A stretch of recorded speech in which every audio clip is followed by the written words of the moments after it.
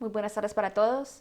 Bienvenidos a nuestra lección número 19 del camino de preparación para la consagración total a Jesús por María. Hoy concluimos con el bloque número 2, conocimiento de sí mismo. Empecemos en el nombre del Padre, del Hijo y del Espíritu Santo. Amén. La lección de hoy es obediente hasta la muerte. A la susceptibilidad del hombre actual, la sola palabra obediencia le estremece y le genera repulsa. El hombre, al dar la espalda a Dios y erigirse a sí mismo como tal, considera que la manera de obrar se debe ajustar exclusivamente al propio criterio, fundamentado por lo general en el capricho, en la sensibilidad o en su confundido entendimiento afectado por el error. Aparecen así frases como a mí no me manda nadie, yo me mando a mí mismo, si obedeces se la montan, etc. El valor de la obediencia se entiende cuando se contrasta con su opuesto, la desobediencia, y se observan las terribles consecuencias de esta. Por desobedecer, algunos ángeles se convirtieron en demonios. La Escritura habla de un pecado de estos ángeles. Esta caída consiste en la elección libre de estos espíritus creados que rechazaron radical e irrevocablemente a Dios y su reino. Encontramos un reflejo de esta rebelión en las palabras del tentador a nuestros primeros padres. Seréis como dioses. El diablo es pecador desde el principio, padre de la mentira. Por desobedecer, nuestros primeros padres fueron expulsados del paraíso. El hombre, tentado por el diablo, dejó morir en su corazón la confianza hacia su Creador, y abusando de su libertad, desobedeció al mandamiento de Dios. En esto consistió el primer pecado del hombre. En adelante todo pecado será una desobediencia a Dios y una falta de confianza en su bondad. La desobediencia de nuestros primeros padres tuvo que ser reparada de la manera más atroz, con la muerte del Hijo de Dios en la cruz. En efecto, así como por la desobediencia de un hombre todos fueron constituidos pecadores, así también por la obediencia de uno todos serán constituidos justos. Así Cristo se rebajó a sí mismo, haciéndose obediente hasta la muerte y una muerte de cruz. Cuán terribles son las consecuencias de la desobediencia. Convirtió bellos ángeles en demonios, expulsó a Adán y Eva del jardín más bello y obligó al Hijo de Dios a morir en la cruz para reparar por ella. ¿Qué es la obediencia? La obediencia es una virtud moral sobrenatural que nos inclina a someter nuestra voluntad a la de los superiores legítimos en cuanto son representantes de Dios. Al ver que el hombre no se bastaba a sí mismo para su desarrollo físico, intelectual y moral, quiso Dios que viviera en sociedad, pero la sociedad no puede subsistir sin una autoridad que coordine todos los esfuerzos de sus miembros hacia el bien común. Dios quiere, pues, que haya una sociedad jerárquica, con superiores legítimos a quienes corresponde el mandar y súbditos a quienes toca obedecer. El fundamento de la obediencia es la autoridad del superior recibida directa o indirectamente de Dios. En realidad es a Dios a quien se obedece en la persona del legítimo superior, ya que toda potestad viene de Dios. Por eso añade San Pablo que quien resiste a la autoridad resiste al mismo Dios. La obediencia es una virtud de enorme importancia. Veamos. Con la virtud de la pobreza se sacrifican los bienes exteriores. Con la virtud de la castidad se sacrifican los bienes corporales. Pero con la virtud de la obediencia se ofrece a Dios el holocausto de la propia voluntad. ¿Quiénes son legítimos superiores? Aquellos que fueron puestos por Dios al frente de las diversas sociedades. Primero, en el orden natural podemos distinguir tres clases. La familia, al frente de la cual están los padres, especialmente el cabeza de familia.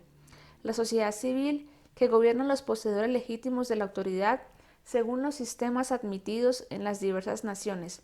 Son los presidentes, alcaldes, policías, etc. La sociedad profesional, en la que hay patronos y empleados, cuyos respectivos derechos y deberes se hallan determinados por el contrato de trabajo. Segundo, en el orden sobrenatural, los superiores jerárquicos son el Santo Padre, cuya autoridad es suprema e inmediata en la Iglesia Universal; los obispos, que tienen jurisdicción en sus diócesis respectivas, y bajo su autoridad los curas y vicarios, cada uno dentro de los límites que señala el Código de Derecho Canónico. Además, hay dentro de la Iglesia comunidades particulares con reglas, estatutos y constituciones aprobadas por el Sumo Pontífice o por los obispos y que tienen superiores nombrados según sus constituciones. También son legítimas autoridades. Por consiguiente, todo el que entra a una comunidad se obliga, por ende, a guardar las reglas y a obedecer a los superiores en lo que manden dentro de los límites definidos por la regla. Límites en el ejercicio de la autoridad. Es famosa la frase que dice que el que obedece no se equivoca el que ordena. Esta frase es cierta siempre y cuando quien ejerza la autoridad no se extralimite en sus funciones. Hay entonces algunos límites a la hora de obedecer. Cuando se ordena algo que sea pecado, es evidente que no se debe ni se puede obedecer a un superior que mande alguna cosa contraria a las leyes divinas o eclesiásticas. Habría que decirlo aquello de San Pedro. Antes se ha de obedecer a Dios que a los hombres. Esta frase es liberadora, pues asegura la libertad cristiana contra toda tiranía. Así enseñaba San Francisco de Sales. Como los superiores no pueden mandar cosa en contrario a la ley de Dios, tampoco los inferiores tienen obligación alguna de obedecer en ese caso, y si obedecieren, pecarían. Cuando se manda algo en la práctica imposible, quien claramente no puede realizar lo que se le solicita, no está obligado a hacerlo. Nótese que se dice que sea imposible en la práctica, pues aunque nuestras fuerzas físicas o morales, estrictamente hablando, puedan lograr lo que se está mandando, puede suceder que es prácticamente imposible.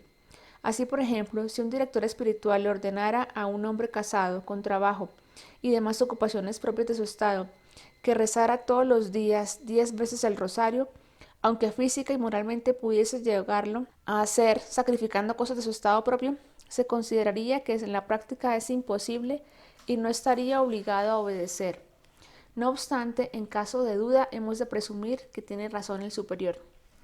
Cuando el superior ordena algo más allá de sus atribuciones, por ejemplo, cuando un padre se opone a la vocación maduramente considerada de su hijo, traspasa sus deberes y no hay obligación de obedecerle. Lo mismo ha de decirse al superior de una comunidad que ordenare cosas más allá de lo que le permiten las constituciones y reglas, habiendo estas determinado sabiamente los límites de su autoridad. Grados de la obediencia. Obediencia principiante. Se aplican antes que a otra cosa a guardar fielmente los mandamientos de Dios y de la Iglesia, y a someterse por lo menos exteriormente a las órdenes de los superiores legítimos con diligencia, puntualidad y espíritu sobrenatural. Obediencia de adelantado. No se contentan con obedecer exteriormente, sino que interiormente someten su voluntad aún en las cosas trabajosas contrarias a su manera de ser, y lo hacen de corazón sin quejarse, buscando poder asemejarse más perfectamente a Jesús y a María, que son su modelo. Obediencia perfecta. Es aquella obediencia que somete su juicio al del superior sin pararse a examinar las razones por las que la mandaron, siempre y cuando no se extralimite en el ejercicio de su autoridad. Cualidades de la obediencia. La obediencia, para ser perfecta, debe vivirse con mirada sobrenatural, en todo tiempo y todo lugar e integralmente. Con mirada sobrenatural quiere decir que debemos ver a Dios mismo, a Jesucristo, en nuestros superiores, porque no tienen autoridad sino de Él. En todo tiempo y en todo lugar. En cuanto que debemos obedecer todas las órdenes de nuestro superior legítimo, siempre que mande legítimamente. De esta manera, como dice San Francisco de Sales, la obediencia se somete amorosamente a todo lo que se le mande con entera sencillez, sin mirar jamás si lo que se le manda está bien o mal mandado, con tal que quien la manda tenga potestad de mandar y sirva lo mandado para unirnos con Dios. Integralmente, significa que la obediencia debe ser puntual, sin restricción, constante y alegre. Puntual, porque el amor, que es el que mueve la obediencia perfecta, nos hace obedecer prontamente. Lo mismo dice San Bernardo. El verdadero obediente no sabe de dilaciones, tiene horror a dejarlo para mañana. No entiende de demoras, se adelanta al mandamiento. Está con los ojos fijos, el oído atento, la lengua pronta a hablar, las manos dispuestas a orar, los pies prontos a correr. Está enteramente recogido para entender enseguida lo que se le manda. Sin restricción, porque andar eligiendo obedecer en unas cosas sí y en otras no, es perder el mérito de la obediencia, y dar a entender que nos sometemos en lo que nos agrada es mostrar que no es sobrenatural nuestra obediencia. Constante, en esto está uno de los mayores méritos de la obediencia, porque hacer con gozo una cosa por una sola vez que se nos manda, o cuando nos conviene, cuesta muy poco. Pero cuando te dicen harás siempre esto mismo mientras vivas, en eso está la virtud, en eso la dificultad. Alegre. Si no se inspira en el amor, es difícil que la obediencia sea alegre en lo penoso. No hay trabajo para el que ama, porque no piensa en lo que padece, sino en aquel por quien padece. Falsificaciones de la obediencia. Sin llegar a los excesos de la franca y formal desobediencia, que es el pecado diametralmente opuesto a la obediencia, ¿cuántos modos y maneras ha de falsificar o deformar esta virtud tan contraria al instinto de natural rebeldía propio del espíritu humano? He aquí algunas de sus principales manifestaciones. Obediencia rutinaria, puro automatismo, sin espíritu interior como el reloj, que da las horas puntualmente pero ignorando que las da. Obediencia sabia, siempre con el código canónico o la regla en la mano para saber hasta dónde está obligado a obedecer o dónde empieza a excederse el superior. ¡Qué mezquindad! Obediencia crítica, el superior es superior, no faltaba más. Pero eso no impide que sea poco simpático, riguroso, frágil, impulsivo, sin pizca de tacto, que le falte a menudo cordura, prudencia, oportunidad y caridad. Se le obedece al mismo tiempo que se le despelleja. Obediencia momificada. No se tiene ocasión de practicarla porque el superior no se atreve a mandar o porque el súbdito se sustrae habilidosamente tener que obedecer. Obediencia pseudomística. Desobedece al superior bajo el pretexto de obedecer al Espíritu Santo. Pura ilusión. Obediencia paradójica. Es la que pretende obedecer haciendo su propia voluntad, o sea, imponiéndosela al superior. Obediencia farisaica, que entrega una voluntad vencida, pero no sumisa, cobardía e hipocresía al mismo tiempo. Espíritu de oposición, grupos, bandos, partidos de oposición a cuanto ordene o disponga el superior. Espíritu verdaderamente satánico que siembra la división y la discordia. Obediencia egoísta, inspirada en motivos interesados para atraerse la simpatía del superior y obtener de él cargos o mandatos que cuadren con sus gustos o aficiones. Obediencia murmuradora, que acepta de mala gana la orden de un superior y murmura interiormente y a veces exteriormente, con escándalo de los demás y daño manifiesto al bien común. Sabotaje y falta de perfección. Al ejecutar la orden, barrer consistirá en cambiar el polvo de sitio y hacer meditación en dormitar dulcemente. Obediencia perezosa. No tuve tiempo, estaba ocupado, no pensaba que fuese tan urgente, iba a hacerlo ahora. Hay que mandarle 12 veces cada cosa y termina haciéndola mal. Yo creo que un ejemplo de obediencia, por supuesto después de María Santísima, es San José.